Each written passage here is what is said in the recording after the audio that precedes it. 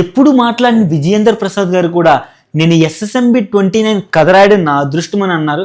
అంటే మీరే అర్థం చేసుకోండి సినిమా ఏ లెవెల్లో ఉండబోతుందో. రాజమౌళి గారు ఎస్ఎస్ఎంబి 29 గురించి ముందే మనకు ఒక అప్డేట్ ఇచ్చారు. అదేంటంటే ఈ సినిమా హాలీవుడ్లో ఇండియానా జోన్స్ సినిమా ఏదైతే ఉందో దాన్ని పోలి ఉంటుందని చెప్పారు. అంటే ఈసారి హాలీవుడ్ రేంజ్లో ఉండబోతుందని అర్థమవుతుంది.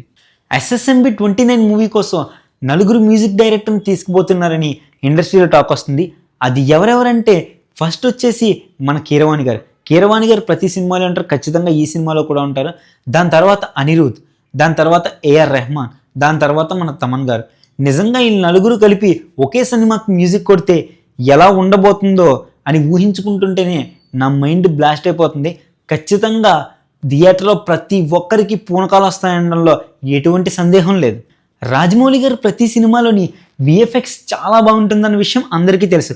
కానీ ఎస్ఎస్ఎంబి 29 మూవీ కోసం రాజమౌళి గారు ఏని యూజ్ చేస్తున్నారని ఎంతమంది తెలుసు? ఒకవేళ నిజంగా ఏని యూజ్ చేసి విజువల్స్ సృష్టిస్తే అది విజువల్స్ వండర్ కింద ఉంటుందని నా అభిప్రాయం. ఎస్ఎస్ఎంబి 29 షూటింగ్ ఎందుకు లేట్ అవుతుందో మీకు తెలుసా?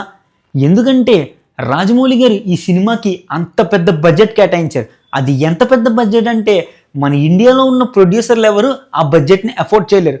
అందుకని రాజమౌళి గారు హాలీవుడ్లో ప్రొడ్యూసర్ కోసం ట్రై చేస్తున్నారని టాక్. ఎస్ఎస్ఎంబి 29 షూటింగ్ రాజమౌళి గారు ఈ జనవరి 25న స్టార్ట్ చేయబోతున్నారని టాక్.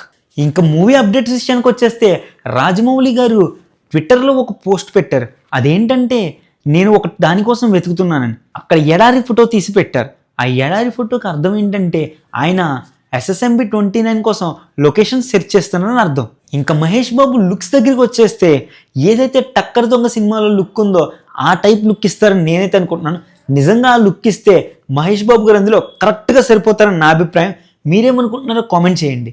దర్శక ధీరుడు రాజమౌళి గారు ఎస్ఎస్ఎంబి 29ని ఎలా తెరకెక్కించబోతున్నారో తెలుసుకోవడానికి నేను చాలా ఆసక్తిగా ఉన్నాను. ఇంకేమన్నా అప్డేట్స్ ఉంటే అవి మీ ముందుకు తీసుకొస్తాను. అంతవరకు మన ఛానల్లో వీడియోలు మీరు మిస్ అవ్వకుండా ఉండాలంటే ఛానల్ సబ్స్క్రైబ్ చేసుకోవడం మట్టికి మర్చిపోకండి.